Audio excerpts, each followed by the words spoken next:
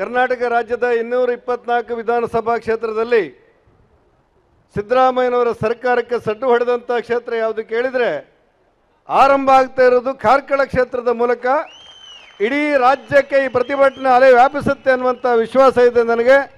ಕಾರ್ಕಳದ ಜನಾದರಣೀಯ ಶಾಸಕರಾದ ಸುನೀಲ್ ಕುಮಾರ್ ಅವರಿಗೆ ಈ ಪ್ರತಿಭಟನೆಯ ನೇತೃತ್ವ ವಹಿಸಿದ್ದಕ್ಕೋಸ್ಕರ ನಾನು ಅಭಿನಂದನೆಗಳನ್ನು ಧನ್ಯವಾದಗಳನ್ನು ಸಲ್ಲಿಸ್ತೇನೆ. ಪ್ರಜಾಪ್ರಭುತ್ವದಲ್ಲಿ ಒಂದು ಸರ್ಕಾರವನ್ನು ಆರೋಗ್ಯಕರವಾದಂಥ ಟೀಕೆ ಮಾಡುವುದು ಪ್ರತಿಪಕ್ಷದ ಜವಾಬ್ದಾರಿ. ಆದರೆ ಸಿದ್ದರಾಮಯ್ಯನವರ ಸರ್ಕಾರಗಳನ್ನು ಯಾವ ಶಬ್ದಗಳಿಂದ ಖಂಡಿಸಬೇಕು ಅಂತ ಗೊತ್ತಾಗದೇ ಇರುವಷ್ಟು ಕೆಟ್ಟತನದ ಆಡಳಿತವನ್ನು ಮಾಡಿರುವಂಥ ಸರ್ಕಾರ ಯಾವುದು ಕೇಳಿದರೆ ಅದು ರಾಜ್ಯದ ಕಾಂಗ್ರೆಸ್ ಸರ್ಕಾರ ಅನ್ನೋದೇ, ಬೇರೆ ವಿಧಿ ಇಲ್ಲ ಅನ್ನುವಂಥ ಮಟ್ಟಕ್ಕೆ ಒಂದು ಬಂದುಬಿಟ್ಟಿದ್ದೇವೆ. ಯಾವುದ್ರ ಬಗ್ಗೆ ಟೀಕೆ ಮಾಡೋಣ?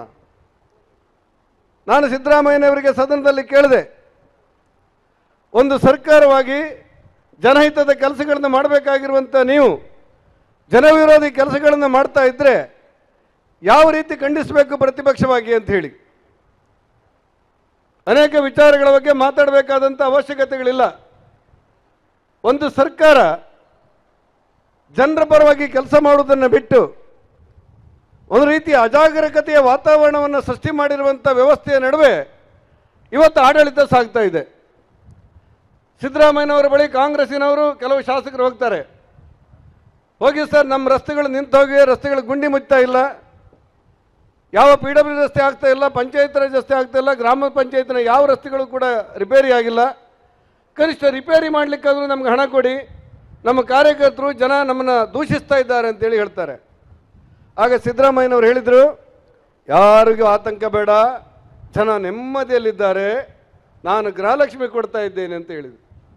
ಹೇಳಿ 3 ತಿಂಗಳ ಒಳಗೆ ಮಂಡ್ಯ ಜಿಲ್ಲೆಯಲ್ಲಿ 10 ಗ್ರಾಮಗಳಿಂದ ಜನ ಆ ವಿಪರೀತ ಬಡ್ಡಿಗೆ ಹೆದರಿ ಬಡ್ಡಿ ಮೂಲಕ ಸಾಲ ತಗೊಂಡು, ಮೈಕ್ರೋ ಫೈನಾನ್ಸ್ ಮೂಲಕ ಸಾಲ ತಗೊಂಡು ಕರ್ನಾಟಕ ರಾಜ್ಯದ ಇತಿಹಾಸದಲ್ಲಿ ಪ್ರಥಮ ಬಾರಿಗೆ ಜನ ಗ್ರಾಮವನ್ನು ಬಿಟ್ಟು ಬೇರೆ ಊರಿಗೆ ತೆರಳುವಂಥ, ಗೂಳೆ ಹೋಗುವಂಥ ಪರಿಸ್ಥಿತಿ ನಿರ್ಮಾಣ ಮಾಡಿದ್ದಿದ್ರೆ ಅದು ಸಿದ್ದರಾಮಯ್ಯನವರದ್ದು ಸರ್ಕಾರ ಅಂತೇಳಿ ಅಲ್ಲ ಅಂತೇಳಿ. ಇಲ್ಲಿವರೆಗೆ ಜನರಿಗೆ ಕಷ್ಟ ಇರಬಹುದು, ನಷ್ಟ ಇರಬಹುದು, ನೋವು ಇರಬಹುದು, ಸಂಕಟ ಇರಬಹುದು, ಆದರೆ ಜನ ಮನೆ ಮಠವನ್ನು ಬಿಟ್ಟು ಹೋದಂಥ ಉದಾಹರಣೆಗಳಿಲ್ಲ. ಅನೇಕ ಸಂದರ್ಭಗಳಲ್ಲಿ ವಿಪರೀತವಾಗಿ ಬರ ಬಂದಾಗ, ಕುಡಿಯುವ ನೀರಿಗೆ ಸಮಸ್ಯೆ ಆದಾಗ ಜನ ಜಾನುವಾರುಗಳನ್ನ ತಗೊಂಡು ಒಂದೂರು ಬಿಟ್ಟು ಮತ್ತೊಂದೂರಿಗೆ ಹೋಗಿದ್ರಂತೆ. ಆದರೆ ಇವತ್ತು ಸ್ವತಂತ್ರ ಭಾರತದಲ್ಲಿ ಯಾವುದೇ ರಾಜ್ಯದ ಯಾವುದೇ ಸರ್ಕಾರದಲ್ಲಿ ನಮಗೆ ಬದುಕಲಿಕ್ಕೆ ಸಾಧ್ಯ ಇಲ್ಲ, ಸಾಲಗಾರರ ಕಾಟ ತಡಲಿಕ್ಕೆ ಆಗ್ತಾ ಇಲ್ಲ, ನಮ್ಮ ಮನೆಗೆ ಬೀಗ ಹಾಕಿ ಹೋಗ್ತಾ ಇದ್ದಾರೆ ಅಂತ ಹೇಳಿ ಬಡವರು ಹೆದರಿ ಊರು ಬಿಟ್ಟಂಥ ಪ್ರಕರಣ ಎಲ್ಲಿಯಾದರೂ ನಡೆದಿದ್ದರೆ ಅದು ಕರ್ನಾಟಕದ ಸಿದ್ದರಾಮಯ್ಯನವರ ಸರ್ಕಾರದಲ್ಲಿ ಮಾತ್ರ ಅನ್ನುವ ಕಾರಣಕ್ಕೋಸ್ಕರ ನಾನು ಸಿದ್ದರಾಮಯ್ಯನವರ ಆಡಳಿತವನ್ನು ಖಂಡಿಸಬೇಕಾಗಿದೆ. ಎಲ್ಲಿ ಸರ್ಕಾರ? ಪಂಚ ಗ್ಯಾರಂಟಿ ಬೇಕೋ ಬೇಡೋ ಅಕ್ಕಿ, 10 kg ಅಕ್ಕಿ ಬೇಕೋ ಬೇಡೋ ಕೇಳಿದವರು ಸಿದ್ದರಾಮಯ್ಯನವರು ತಾನೆ. ನಾನು ಸಿದ್ದರಾಮಯ್ಯನವರಿಗೆ ಒಂದೇ ಪ್ರಶ್ನೆ ಕೇಳಲಿಕ್ಕೆ ಇಷ್ಟಪಡ್ತಾ ಇದ್ದೇನೆ. ಬೇಕೋ ಬೇಡೋ ಅಕ್ಕಿ ಅಂತ ಕೇಳಿದವರು ನೀವು, 10 kg ಅಂತ ಹೇಳಿದವರು ನೀವು, ಹೇಳಿ ಕರ್ನಾಟಕ ಸರ್ಕಾರದಲ್ಲಿ ನಿಮ್ಮ ಸರ್ಕಾರದ ಮೂಲಕ 1 ಕಾಳು ಅಕ್ಕಿ ಕೊಟ್ಟಿದ್ದಿದ್ರೆ ಎಲ್ಲಿ ಕೊಟ್ಟಿದ್ದೀರಿ ಅಂತ ಹೇಳಿ. ಇವತ್ತು 5 kg ಅಕ್ಕಿಯನ್ನು ನಿಮ್ಮ ಕಾರ್ಕಳದಲ್ಲಿರುವಂಥ ಎಲ್ಲ ಸಹಕಾರ ಸಂಘಗಳ ಮೂಲಕ, ಸೊಸೈಟಿಗಳ ಮೂಲಕ 5 kg ಅಕ್ಕಿಯನ್ನು ಕೊಡ್ತಾ ಇದ್ದಾರೆ. ಈ 5 kg ಅಕ್ಕಿಯನ್ನು ನರೇಂದ್ರ ಮೋದಿ ಅವರ ಸರ್ಕಾರ ಕರ್ನಾಟಕ ರಾಜ್ಯಕ್ಕೆ ಪ್ರತಿ ತಿಂಗಳು 22 ಲಕ್ಷ ಕ್ವಿಂಟಾಲ್ ಅಕ್ಕಿಯನ್ನು ಉಚಿತವಾಗಿ ಕೊಡುತ್ತೆ, ಸಾಗಾಣಿಕೆ ವೆಚ್ಚ ಸೇರಿದಂತೆ 22 ಲಕ್ಷ ಕ್ವಿಂಟಾಲ್ ಅಕ್ಕಿ ಪ್ರತಿ ತಿಂಗಳು ಉಚಿತವಾಗಿ ಕೇಂದ್ರ ಸರ್ಕಾರ ಕೊಟ್ಟಿರುವಂಥ ಅಕ್ಕಿಯನ್ನು ರಾಜ್ಯದ ಜನರಿಗೆ ಕೊಟ್ಟು, ಬೇಕೋ ಬೇಡೋ ಉಚಿತ ಅಕ್ಕಿ, ಅನ್ನಭಾಗ್ಯ ಕೊಟ್ಟವರು ಯಾರು? ನರೇಂದ್ರ ಮೋದಿ. ಅವರು ಕೊಟ್ಟದ್ದನ್ನು ಜನರಿಗೆ ಕೊಟ್ಟವರು ಯಾರು? ಸಿದ್ದರಾಮಯ್ಯ. ನಿಮ್ಮ ಮಗ ಬೆಂಗಳೂರಲ್ಲಿರ್ತಾರೆ, ಯಾರೋ ಹಿರಿಯರಿದ್ದರೆ ತಿಂಗಳಿಗೆ ಒಂದು ಸಾರಿ ಒಂದಿಷ್ಟು ಹಣ ಕಳಿಸ್ತಾರೆ ಅಪ್ಪನಿಗೆ. ಇವತ್ತು ನೇರವಾಗಿ ಖಾತೆಗೆ ಜಮಾ ಮಾಡುವಂಥ ವ್ಯವಸ್ಥೆ ಇದೆ. ಮೊದಲಾಗಿದ್ದರೆ ಅಂಚೆ ಕಚೇರಿಯಿಂದ ಪೋಸ್ಟ್ ಮ್ಯಾನ್ ತಂದು ನಿಮ್ಮ ಆ ಹುಡುಗನ ಅಪ್ಪ ಪೋಸ್ಟ್ ಮ್ಯಾನಿಗೆ ಕೊಡ್ತಾನೆ, ಅವನ ತಾಯಿಗೆ. ಪೋಸ್ಟ್ ಮ್ಯಾನ್ ಹಣ ಕೊಟ್ಟದಂತೀರಾ? ಪೋಸ್ಟ್ ಮ್ಯಾನ್ ಹಣ ಕೊಟ್ಟದ್ದ? ನಿಮ್ಮ ಮಗ ಕೊಟ್ಟಿದ್ದ ಹಣ? ನಿಮ್ಮ ಮಗ ಕಳಿಸಿದ ಹಣವನ್ನು ತಂದು ತಾಯಿ ಕೊಟ್ಟ ಕಾರಣಕ್ಕೆ ಪೋಸ್ಟ್ ಮ್ಯಾನ್ ನಾಳೆಗೆ ನಾನೇ ಕೊಟ್ಟೆ ಅಮ್ಮ, ಬೇಕೋ ಬೇಡೋ ನಾನೇ ಕೊಟ್ಟೆ ಅಂತ ಹೇಳಿದರೆ ಎಷ್ಟು ಅಭಾಸವೋ. ಸಿದ್ದರಾಮಯ್ಯ ಅಕ್ಕಿ ಕೊಟ್ಟೆ ಅನ್ನೋದು ಅಷ್ಟೇ ಅಭಾಸ ಅಲ್ಲ ಅಂತ ಹೇಳಿ ನೋಡೋಣ. ವಾಸ್ತವಿಕ ಸ್ಥಿತಿ ಇದು. ಪಂಚ ಗ್ಯಾರಂಟಿ ಕೊಟ್ಟೆ, ಉಚಿತವಾದಂಥ ಬಸ್ ಮಹಿಳೆಯರಿಗೆ. ಏನಾಗಿತ್ತು ಗೊತ್ತಾ ನಿಮಗೆ? ರಾಜ್ಯ ಸರ್ಕಾರದ ವಿಧಾನಸಭಾ ಚುನಾವಣೆಯಲ್ಲಿ ನಾನು ಉಚಿತ ಕೊಡ್ತೇನೆ, ಖಚಿತ ಕೊಡ್ತೇನೆ, ಮಾದೇವಪ್ಪ ಕಾಕಾ ಪಾಟೀಲ ನಾನಿದ್ದೇನೆ ಅಂತ ಹೇಳಿದರು. ವಿದ್ಯುತ್ ಬಿಲ್ ಕಟ್ಟಬೇಕಾಗಿಲ್ಲ, ಮಾದೇವಪ್ಪ ನಿನಗೂ ಉಚಿತ, ಕಾಕಾ ಪಾಟೀಲ್ ನಿನಗೂ ಉಚಿತ ಅಂತ ಹೇಳಿದರು ಸಿದ್ದರಾಮಯ್ಯನವರು. ಅವರು ಸರ್ಕಾರ ಬಂತು. ಸರ್ಕಾರ ಬಂದಾಗ ಈ ಲೈನ್ ಮ್ಯಾನ್ಗಳೆಲ್ಲ ವಿದ್ಯುತ್ ಬಿಲ್ಲಿಗೆ ತಗೊಂಡೋಗ್ಲಿಕ್ಕೆ ಮನೆಗೆ ಹೋದರು. ಫೀಸನ್ನು ಕಿತ್ಬಿಟ್ರು. ನಾನೇ ವಿರೋಧ ಪಕ್ಷ ನಾಯಕನಾಗಿದ್ದೆ. ಕೆಳಮನೆಯಲ್ಲಿ ಸುನೀಲ್ ಕುಮಾರ್ ಇದ್ದರು. ನಮ್ಮ ಇಡೀ ಪಕ್ಷ ನಿರ್ಧಾರ ಮಾಡಿದೆವು. ನಾವು ಹೇಳಿದೆವು, ಒಬ್ಬರೇ ಒಬ್ಬ ಮನೆಯ ವಿದ್ಯುತ್ತಿನ ಫೀಸ್ ಕಿತ್ತರೆ 1000 ಗಟ್ಟಲೆ ಫೀಸ್ ಹಾಕಿ ಕೊಡ್ತೇವೆ ಬಿಜೆಪಿಯವರು. ಆ ದಿವಸ ಉಚಿತ ಖಚಿತ ಅಂತೇಳಿ ಓಡ್ ತಗೊಂಡು ಬಡವರ ಮನೆ ಫೀಸ್ ಕೇಳ್ತೀರಾ, ಕೇಳಿ ನೋಡೋಣ ತಾಕತ್ತಿದ್ರೆ ಅಂತ ಹೇಳಿ ನಾವು ಬಿಜೆಪಿಯವರು ಸಡ್ಡು ಹೊಡೆದೆವು. ಅವತ್ತಿಂದ ಫೀಸ್ ಕೇಳಲಿಕ್ಕೆ ಬರಲಿಲ್ಲ. ಕೊಟ್ಟದ್ದು ಕಾಂಗ್ರೆಸ್ ಸರ್ಕಾರ ಕೊಡಿಸಿದ್ಯಾರು? ಒಂದು ವೇಳೆ ನಾವು ಸಡ್ಡು ಹೊಡೆದು ನಿಲ್ಲದೆ ಇದ್ದರೆ ಬಡವರ ಮನೆಯಲ್ಲಿರುವಂಥ ವಿದ್ಯುತ್ ಬಿಲ್ ಇಲ್ಲದೆ ಇರ್ತಾ ಇರಲಿಲ್ಲ, ವಿದ್ಯುತ್ ಫೀಸ್ ತಗೊಂಡೋಗ್ತಾ ಇದ್ರು. ಭಾರತೀಯ ಜನತಾ ಪಕ್ಷ ಮೂಗಿಗೆ ಹಿಡಿದು ಸರ್ಕಾರಕ್ಕೆ ಉಚಿತವಾದಂಥ ವಿದ್ಯುತ್ ಕೊಡತಕ್ಕದ್ದು ಅಂತ ಹೇಳಿದವರು ಪ್ರತಿಪಕ್ಷವಾದ ನಾವು. ಕೊಟ್ಟದ್ದು ನೀವಾದರೂ ಕೊಡಿಸಿದ್ದು ನಾವಲ್ಲ ಅಂತೇಳಿ ಬಡ ಮಹಿಳೆಯರೆಲ್ಲ ಸರ್ಕಾರಿ ಬಸ್ ಹತ್ತಿದ್ರು, KSRTC ಬಸ್. ಸಿದ್ದರಾಮಯ್ಯನವರು ಉಚಿತ ಅಂತ ಹೇಳಿದ್ದಾರೆ, ನನ್ನ ಹೆಂಡತಿಗೆ ಉಚಿತ, ನಿನ್ನ ಹೆಂಡತಿಗೆ ಉಚಿತ ಅಂತ ಹೇಳಿದರು ಅಂತೇಳಿ ಬಸ್ ಹತ್ತಿದ್ರು. ಕಂಡಕ್ಟ್ರ್ ಬಿಲ್ ಕೇಳ್ದವ, ಅಮ್ಮ ಕೆಳಗಿಳಿ ಅಂದ. ಇಲ್ಲ ಸಿದ್ದರಾಮಯ್ಯ ಅಂತ ಹೇಳಿದ್ರು. ನನಗೆ ಆದೇಶ ಬಂದಿಲ್ಲ ಅಂದವ ಕಂಡಕ್ಟ್ರು. ಆದೇಶ ಬಂದಿಲ್ಲ ಅಮ್ಮ, ಹಣ ಕೊಡಬೇಕು ಅಂತ ಹೇಳ್ದ. ಭಾರತೀಯ ಜನತಾ ಪಕ್ಷ ನಾವು ಹೇಳಿದೆವು, KSRTC ಬಸ್ ಹತ್ತಿದಂಥ ಮಹಿಳೆಯರು ಹಣ ಕೇಳಿದರೆ ನಮ್ಮನ್ನು ತೋರಿಸಿ ಒಂದೇ ಒಂದು ಬಸ್ಸನ್ನ ಮಹಿಳೆಯರ ಹತ್ರ ಹಣ ತಗೊಂಡ್ರೆ ನಿಮ್ಮ ಬಸ್ ಮುಂದೆ ಹೋಗಲಿಕ್ಕೆ ಬಿಡೋದಿಲ್ಲ ಅಂತ ಹೇಳಿದೆವು. ಸಿದ್ದರಾಮಯ್ಯನವರು ಸರ್ಕಾರ ಗಡಗಡಾಯಿತು. ಇನ್ನಾಗೋದಿಲ್ಲ ಅಂತೇಳಿ ಬಸ್ ಹತ್ತಿದಂಥ ಮಹಿಳೆಯರಿಂದ ಹಣ ಪಾವತಿ ಮಾಡೋದು ಬೇಡ ಅಂತೇಳಿ ಆದೇಶ ಕೊಟ್ಟರು. ಆದೇಶ ಕೊಡಿಸಿದ್ಯಾರು? ಭಾರತೀಯ ಜನತಾ ಪಕ್ಷದ ಕಾರ್ಯಕರ್ತರು. ನಾವು ಸಡ್ಡು ಹೊಡೆದ ಪರಿಣಾಮವಾಗಿ ಸರ್ಕಾರಕ್ಕೆ ಮೂಗು ಹಿಡಿದದ್ದು ನಾವು. ಆ ಕಾರಣಕ್ಕೆ ಇವತ್ತು ಉಚಿತವಿಲ್ಲ ಖಚಿತವಿಲ್ಲ ಅನ್ನುವಂಥ ಮಟ್ಟಕ್ಕೆ ಬಂದಿದೆ. ನಾನು ಕೇಳ್ತೇನೆ ಸಿದ್ದರಾಮಯ್ಯನವರಿಗೆ, ಗೃಹಲಕ್ಷ್ಮಿ ಅಂತೀರಲ್ಲ ನೀವು. ಗೃಹಲಕ್ಷ್ಮಿ ಇನ್ನೂ ಕೂಡ ಕರ್ನಾಟಕ ರಾಜ್ಯದ 10.5 ಲಕ್ಷ ಕುಟುಂಬದ ಮಹಿಳೆಯರಿಗೆ ಬಂದಿಲ್ಲ. ಪ್ರಥಮ ಕಂತೇ ಬಂದಿಲ್ಲ. ವಿಧಾನಸಭೆ ಚುನಾವಣೆ ಬಂದ ಕೂಡಲೇ, ಪಾರ್ಲಿಮೆಂಟ್ ಚುನಾವಣೆ ಬಂದ ಕೂಡಲೇ 3 ತಿಂಗಳು ಹೊಟ್ಟೆ ಹಾಕಿಬಿಡುದು. ಯಾಕೆ? ಚುನಾವಣೆ ಬಂತು. ಇನ್ನು ನಿಮ್ಮದು ಜಿಲ್ಲಾ ಪಂಚಾಯತ್ ಚುನಾವಣೆಯವರಿಗಿಲ್ಲ ಈಗ ಗೃಹಲಕ್ಷ್ಮಿ. ಜಿಲ್ಲಾ ಪಂಚಾಯತ್, ತಾಲೂಕು ಪಂಚಾಯತ್ ಚುನಾವಣೆಗೆ ನಾಳೆ ಮತದಾನ ಆದರೆ ಇವತ್ತು ಅವ್ರ ಖಾತೆಗೆ ಬಂದುಬಿಡುತ್ತೆ. ಅಂದರೆ ಮತ ಗಳಿಸುವುದಕ್ಕೋಸ್ಕರ ಮಾಡುವಂಥ ವ್ಯವಸ್ಥೆಗಳನ್ನು ಬಿಟ್ಟರೆ ಈ ಸರ್ಕಾರ ಮುಂದುವರೆದಿದ್ದನ್ನು ಯೋಚನೆ ಮಾಡ್ತದೆ ಅನ್ನುವಂಥ ಭಾವನೆಗಳಿಲ್ಲ. ಒಂದು ವೇಳೆ ಗೃಹಲಕ್ಷ್ಮಿ ತಗೊಂಡು ನೆಮ್ಮದಿಗಿದ್ದಾರೆ ಅಂತ ಹೇಳ್ತೀರಲ್ಲ ನೀವು, ಜನ ಊರು ಬಿಟ್ಟು ಯಾಕೆ ಹೋಗ್ತಾ ಇದ್ದಾರೆ ಹೇಳಿ? ಊರು ಬಿಟ್ಟು ಜನ ಗೂಳೆ ಹೋಗುವಂಥ ಪರಿಸ್ಥಿತಿ ಇವತ್ತು ನಿರ್ಮಾಣ ಆಗಿದೆ. ಅಜಾಗರೂಕತೆ ಸೃಷ್ಟಿಯಾಗಿದೆ. ನೀವು ಯಾರೋ ಹೇಳಿದ್ರೆ ಯಕ್ಷಗಾನಕ್ಕೆ ತಡೆ ಕೊಟ್ಟರು ಅಂತೇಳಿ. ಯಕ್ಷಗಾನ ತಡೆ ಕೊಡಲಿಕ್ಕೆ ಕರ್ನಾಟಕ ಸರ್ಕಾರ ಪೊಲೀಸರನ್ನು ಬಳಸ್ಕೊಳ್ಳುತ್ತೆ. ಉಳ್ಳಾಲದಲ್ಲಿ ಬ್ಯಾಂಕ್ ದರೋಡೆ ಮಾಡಿದವರು ಯಾರಂತಲೇ ಗೊತ್ತಿಲ್ಲ. ಅಂಥ ಪರಿಸ್ಥಿತಿ ನಿರ್ಮಾಣ ಆಗಿದೆ. ಒಂದು ರೀತಿಯಲ್ಲಿ ಬ್ಯಾಂಕ್ ದರೋಡೆ ಮಾಡೋದು ವ್ಯಾಪಕವಾಗಿರುವಂಥ ಪರಿಸ್ಥಿತಿ, ATM ದರೋಡೆ ಮಾಡೋದು ವ್ಯಾಪಕವಾದಂಥ ಪರಿಸ್ಥಿತಿ, ಪೊಲೀಸರ ಹೆದರಿಕೆ ಎಲ್ಲವನ್ನಂಥ ವಾತಾವರಣ ಇವತ್ತು ನಿರ್ಮಾಣ ಆಗಿದೆ. ಆ ಹಿನ್ನೆಲೆಯಲ್ಲಿ ಪೊಲೀಸ್ ಶಕ್ತಿಯನ್ನು ಜನಹಿತಕ್ಕೆ ಬಳಸಬೇಕಾದಂಥ ಅವಶ್ಯಕತೆಗಳಿದೆ. ಜನರ ಹಿತಕ್ಕೆ ಬಳಸಬೇಕಾದಂಥ ಅವಶ್ಯಕತೆಗಳಿದೆ. ನಾನು ನಿಮ್ಗೆ ಆಗ್ರಹ ಪಡಿಸ್ತಾ ಇರೋದು, ಸಿದ್ದರಾಮಯ್ಯನವರು DKಶಿ ಅವರು ಮೊನ್ನೆ ಮಾತಾಡ್ತಾ ಹೇಳ್ತಾ ಇರೋದನ್ನು ಕಂಡೆ, ಕರ್ನಾಟಕದಲ್ಲಿರುವಂಥ ಸಂಸದರು ನಮ್ಮ ನೆರವಿಗೆ ಬರಬೇಕು ಅಂತೇಳಿ. ನಾನು ಕೇಳ್ತಾ ಇದ್ದೇನೆ, ಕೇಂದ್ರ ಸರ್ಕಾರದ ಯಾವ ಯೋಜನೆಯನ್ನು ಅನುಷ್ಠಾನಕ್ಕೆ ಮಾಡಲಿಕ್ಕೆ ಬಿಡ್ತಾ ಇದ್ದೀರಿ ನೀವು? ನರೇಂದ್ರ ಮೋದಿ ಅವರ ಸರ್ಕಾರ ಇಡೀ ಭಾರತ ದೇಶಕ್ಕೆ ಆಯುಷ್ಮಾನ್ ಭಾರತನ್ನು ತಗೊಂಡು ಬಂತು. ಆಯುಷ್ಮಾನ್ ಯೋಜನೆಯನ್ನು ಯಾವುದೇ ಸಾಮಾನ್ಯ ಬಡ ಕುಟುಂಬದಲ್ಲಿ ಶಸ್ತ್ರಚಿಕಿತ್ಸೆಗೋಸ್ಕರ 5 ಲಕ್ಷವನ್ನು ಉಚಿತವಾಗಿ ಕೊಡುವಂಥ ಯೋಜನೆ ಆಯುಷ್ಮಾನ್ ಭಾರತ್. ಇವತ್ತು ಕರ್ನಾಟಕದಲ್ಲಿ ಏನಾಗಿದೆ ಅಂತ ಹೇಳಿದರೆ ಆರೋಗ್ಯ ಕಾರ್ಡ್ ಅಂತೇಳಿ ಮತ್ತೊಂದು ಆದೇಶ ಕೊಟ್ಟುಬಿಟ್ಟಿದ್ದಾರೆ. ನೀವು 3 ಲಕ್ಷ ರೂಪಾಯಿ ಆಪರೇಷನ್ ಆದರೆ, ಶಸ್ತ್ರಚಿಕಿತ್ಸೆ ಆದರೆ ಕರ್ನಾಟಕದ ಸರ್ಕಾರ 60,000 ರೂಪಾಯಿ ಕೊಡುತ್ತೆ. ಕೇಂದ್ರ ಸರ್ಕಾರ ಕೊಟ್ಟಿರುವಂಥ ರೇಟ್ ಬೇರೆ, ಕರ್ನಾಟಕ ಸರ್ಕಾರ ಆಯುಷ್ಮಾನ್ ಕಾರ್ಡಲ್ಲಿ ಕೊಟ್ಟಿದ್ದ ರೇಟ್ ಬೇರೆ. ಆ ಕಾರಣಕ್ಕೆ KMCಗೆ ಸೇರಿಸಿದರೆ ಆಸ್ಪತ್ರೆಯವರು ಹೇಳ್ತಾರೆ ಬೆಡ್ ಇಲ್ಲ ಅಂತೇಳಿ. ಯಾಕೆ ಬೆಡ್ ಇಲ್ಲ ಕೇಳಿದರೆ ದರ ಕಡಿಮೆ ಕೊಡ್ತಾ ಇದ್ದೀರಿ. ಕೇಂದ್ರ ಸರ್ಕಾರ ದಡವನ್ನು ಕೊಡ್ತಾ ಇಲ್ಲ, ರಾಜ್ಯ ಸರ್ಕಾರ ಬೇರೆ ನಿಗದಿ ಮಾಡಿಬಿಟ್ಟಿದೆ. ಹಾಗಿದ್ರೆ ಆಯುಷ್ಮಾನನ್ನು ಕೇಂದ್ರ ಸರ್ಕಾರ ಕೊಟ್ಟದನ್ನು ಕೂಡ ಕೊಡದೇ ಇರುವಂಥ ಕೆಟ್ಟ ಪರಂಪರೆಗಳಿರುವಂಥದ್ದು ಕಾಂಗ್ರೆಸ್ ಸರ್ಕಾರ ಅಲ್ವೇನು? 70 ವರ್ಷ ಮೀರಿದವರಿಗೆ ಆಯುಷ್ಮಾನನ್ನು ಕಡ್ಡಾಯ ಮಾಡುತ್ತೆ ಕೇಂದ್ರ ಸರ್ಕಾರ.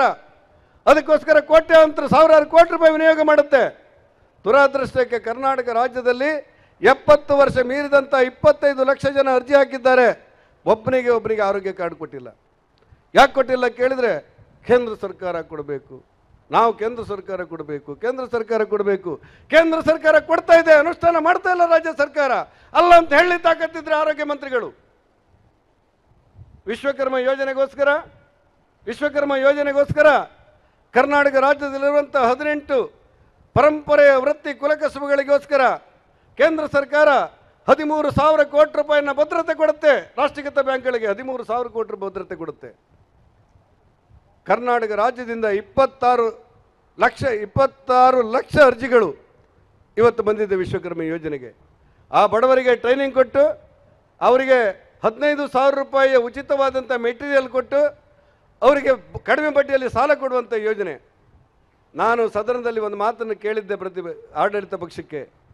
ಏನು ಮಾಡಿದ್ದಾರೆ ಅಂತ ಹೇಳಿದರೆ, ಸಿದ್ದರಾಮಯ್ಯನವರ ಸರ್ಕಾರ ಮುಖ್ಯಮಂತ್ರಿಯ ಕಚೇರಿಯ ಮೂಲಕ ಎಲ್ಲ ಜಿಲ್ಲಾಧಿಕಾರಿಯವರಿಗೆ ಮೌಖಿಕವಾದಂಥ ಸೂಚನೆ ಕೊಟ್ಟು ಯಾರೂ ಕೂಡ ವಿಶ್ವಕರ್ಮ ಯೋಜನೆ ಅನುಷ್ಠಾನಕ್ಕೆ ಶ್ರಮ ಪಡಬಾರದು ಅಂತೇಳಿ ಜಿಲ್ಲಾಧಿಕಾರಿಯವರಿಗೆ ಸೂಚನೆ ಕೊಟ್ಟಿದೆ.